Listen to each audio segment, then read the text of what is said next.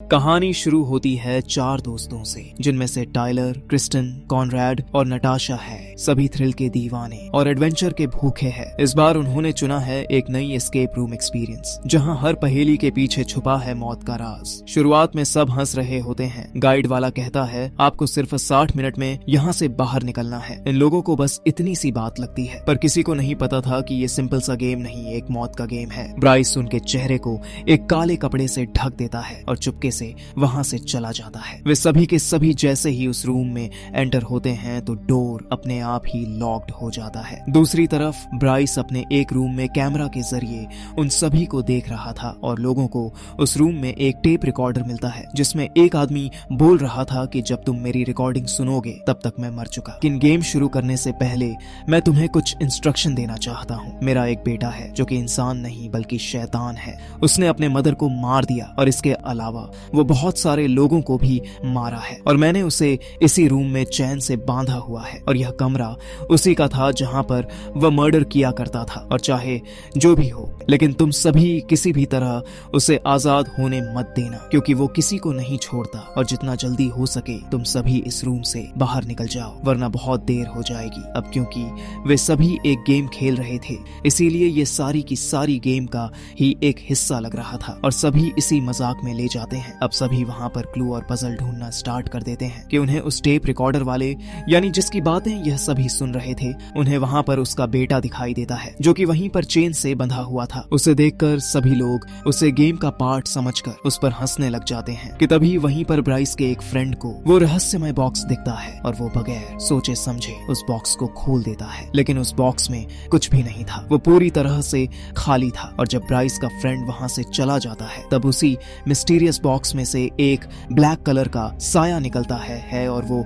निकलकर उस रिकॉर्डिंग वाले आदमी के बेटे के अंदर चला जाता है। लेकिन किसी का भी ध्यान उसके तरफ नहीं गया था। अब हम यहाँ से उस आदमी के बेटे को बॉक्समैन कहने वाले हैं। तभी उन्हें एक कबर्ड दिखाई देती है जिसमें लॉक लगा था। उस लॉक पर यह देखते हैं कि कुछ कोड नंबर थे जो कि 3 कलर के थे, रेड, ग्रीन और ब्लू थे। वहीं पर ब्राइस की फीमेल फ्रेंड को एक रेजर मिलती है जिस पर DER लिखा हुआ था। और जब वो लड़की आगे की तरफ जाती है तभी उसे वहां पर एक रस्सी नजर आती है और जैसे ही वह उस रस्सी को खींचती है कि तभी अचानक से उस टेप रिकॉर्डर वाले आदमी की डेड बॉडी लटक जाती है। उसे देखकर वे सभी कुछ टाइम के लिए घबरा गए थे, लेकिन बाद में वो इसे भी सीरियस नहीं ले रहे थे और इसे भी मजाक में ले लेते हैं। फिर ब्राइस के फ्रेंड को एक कप के नीचे से 2 कॉइन मिलता है जिन्हें वो क्लू समझकर अपने पास रख लेता है। उधर दूसरी तरफ ब्राइस के सिग्नल्स अचानक से गायब हो जाते हैं, जिससे उसे समझ में नहीं आ रहा था कि आखिर ऐसा क्यों हो गया। बॉक्स में स्पेस, वो अपनी जगह से थोड़ा आगे आ चुका था, इसीलिए उन्हें अब थोड़ा थोड़ा शक भी होने लग गया था, जिस पर वो समझ गए थे कि बॉक्समैन की चेन ठीक 5 मिनट के बाद थोड़ा थोड़ा खुलती रहती है ताकि वो धीरे धीरे आगे बढ़ सके। अब ब्राइस के फ्रेंड को एक बुक शेल्फ में से 5 रेड, 3 ग्रीन और 4 ब्लू कलर के बुक्स दिखाई देते हैं, जिससे वो समझ गए थे कि वो लॉक जो कब बोर्ड से लगा हुआ है वो इन्हीं 3 ही कोड के कॉम्बिनेशन से खुल जाएगा। इसीलिए जब वो उस कोड को अप्लाई करते हैं तब वो खुल जाता है। दरवाजा खुलते ही उसमें से इन्हें एक चाबी मिलती है और वो चाबी वहीं पर रखे हुए एक सूटकेस की थी। अब वो उस चाबी की मदद से उस सूटकेस को भी खोल लेते हैं, जिसमें से उन्हें एक सीजर मिलती है और अब उनके पास सिर्फ 37 मिनट्स रह गए थे। फिर ब्राइस का मेल फ्रेंड इस सीजर को लेकर बॉक्स मैक्सन पर वह उस कैंची से उस बॉक्स को काट देता है, जिसमें से उसे एक ड्रॉ का हैंडल मिलता है। लेकिन वो उस हैंडल को अपने एक दूसरे मेल फ्रेंड को दे देता है। लेकिन तभी अचानक से बॉक्स में स्पेस का फ्रेंड वहीं पर मर जाता है। वे सभी अपने फ्रेंड को मरता हुआ देखकर अब बहुत ज्यादा डर जाते हैं, इसीलिए वे सभी दरवाजे को पीटते हुए चिल्लाने लगते हैं। लेकिन बाहर से उनकी आवाज बिल्कुल भी सुनाई नहीं दे रहा था। इसके बाद हमें ब्राइस को दिखाया जाता है जो कि अपने छत पर खड़ा हुआ था कि तभी उसके पास उसकी पार्टनर आकर उससे पूछती है कि तुम यहाँ पर क्या कर रहे हो, जिस पर ब्राइस कहता है कि मैं बहुत परेशान हो चुका हूँ क्योंकि मेरे कैमरे के सिग्नल्स अचानक से पता नहीं क्यों चले गए हैं। वो भी इस टाइम उसकी बात सुनकर उसकी पार्टनर उससे कहती है कि तुम्हें गेम को बंद कर देना चाहिए, लेकिन ब्राइस ऐसा बिल्कुल भी नहीं करता। वो उसकी बात को मानने से इनकार कर देता है, क्योंकि अगर वह ऐसा करेगा तो उनका गेम खराब हो जाएगा, जिसकी वजह से पब्लिक उसके एस्केप रूम को बेकार रिव्यूज देगी। उस रूम ब्राइस के सभी फ्रेंड्स काफी डर गए थे और काफी ज्यादा घबरा गए थे। वो बॉक्समैन पर वहां की चीजों को उठाकर मारने लगते हैं, लेकिन उसे इसका कोई भी असर नहीं हो रहा था। ब्राइस का फ्रेंड जेस के बैग से फोन को निकालकर पुलिस को कॉल करने की कोशिश करता है। इन्हें तो काफी अच्छे से पता था कि वहां अंदर नेटवर्क का नामो निशान भी नहीं था।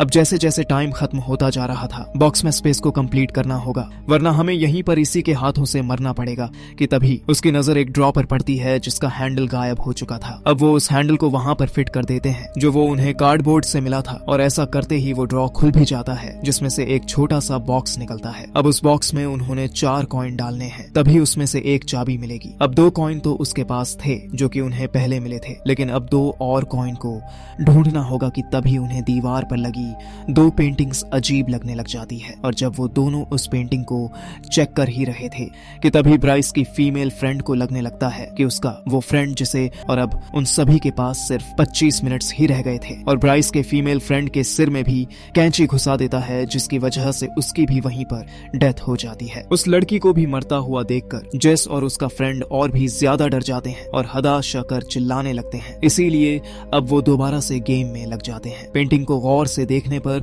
वो उन्हें बहुत सारे ट्रायंगल्स दिखते हैं, जिसमें से 2 ट्रायंगल बटन थे। इसीलिए वो दूसरे वाले पेंटिंग पर लगाए बटन को, ऑर्डर को फॉलो करते हुए उन्हें प्रेस करते हैं, जिससे कि वो खुल जाता है और वहां से उन्हें 2 कॉइन मिल जाते हैं, और वो उन दोनों कॉइन को उस बॉक्स के अंदर डाल देते हैं। लेकिन जो पहले उन्हें 2 कॉइन मिले थे, अब वो कॉइन उस बॉक्समैन के पास थे। तब ये देखकर वो काफी डर जाते हैं। उधर बाहर ब्राइस की फ्रेंड उसे समझा रही थी कि अगर उन लोगों को अंदर कुछ हो गया तो हम बहुत बुरा फंस, इसीलिए तुम्हें अब किसी तरह करके इस गेम को खत्म कर देना होगा। लेकिन ब्राइस इस बात के लिए भी तैयार नहीं हो रहा था। लेकिन अब उसकी सिग्नल्स जाने के पहले की वीडियो देखने लगता है कि आखिर सिग्नल कैसे चली गई, इसकी वजह क्या है, जिससे उसे पता चलता है कि सिग्नल्स तब गए थे जब उस रहस्यमय बॉक्स को खोला गया था, जिसके बाद वह गेम का किलर अजीब तरीके से कैमरे में देख रहा था। और इतना ही नहीं, उसने तो कैमरा का वायर ही निकाल दिया, और वजह ही यही थी कि सिग्नल चले गए थे। और अब ब्राइस को पता चल गया था कि यह सब कुछ उस बॉक्स को खुलने के बाद ही हुआ। अब क्योंकि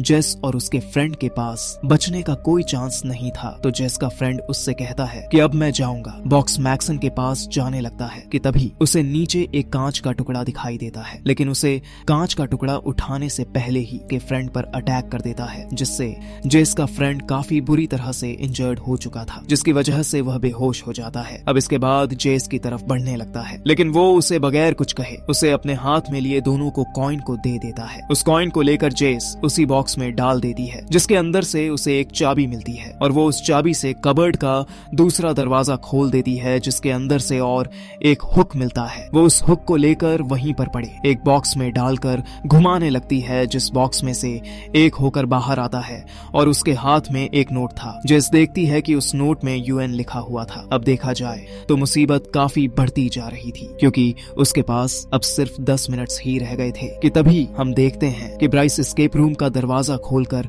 अंदर आ जाता है, लेकिन बॉक्स मैक्सन से दरवाजा बंद कर देता है और ब्राइस की चाबियां अंदर ही गिर गई थीं। ब्राइस जल्दी से अपने पार्टनर से पुलिस को कॉल करने के लिए जाता है। एस्केप रूम में 5 मिनट थे। यूएन वाले नोट को देखने लगती है, और जो रेजर उसके पास था, यानी जिस पर DER लिखा था, वो उसकी मदद से यूएन को इरेज करने की कोशिश करने लगती है। वो देखती है कि उसके ऊपर कुछ एरो जैसा निशान बने होते हैं, और वो भी बिल्कुल कोई बटन के ऑनर की तरह ही लग रहे थे। अब क्योंकि जेस को कुछ भी समझ में नहीं आ रहा था कि उसे अब क्या करना है, इसीलिए अब वो कांच के टुकड़े को उठाकर उसे मारने जाती है कि तभी उसे मेन गेट पे एरो नजर आती है, जैसे उसे UN पे लिखा हुआ मिला था, जिससे जेस अब समझ जाती है कि इसी से ही दरवाजा खुलेगा। उस कांच के टुकड़े से बॉक्समैन पर स्टेप करके वो मेन डोर पर बने एरो को उन्हीं एरो के ऑर्डर से प्रेस करती है, जिसकी वजह से वो डोर खुल जाती है, और जेस टाइम से पहले ही वो वहां से बाहर आ चुकी थी, जिसके बाद वहां से तुरंत भाग जाती है कि तभी उसी वक्त वहां पर पुलिस भी आ गई थी। उसके दोस्त को हॉस्पिटल लेकर जाया जा रहा था, क्योंकि वह काफी ज्यादा इंजर्ड हो चुका था, और वहीं पर ब्राइस भी खड़ा हुआ था। इसके बाद ब्राइस की पार्टनर पार्टनर उस बॉक्स को उसी शॉप पर ले जाती है जहां से ब्राइस उसे लेकर आया था। ब्राइस की पार्टनर शॉप ओनर को बताती है कि मैं ब्राइस के साथ रहती थी, लेकिन अचानक से वो एक दिन गायब हो गए। उसकी बात को सुनकर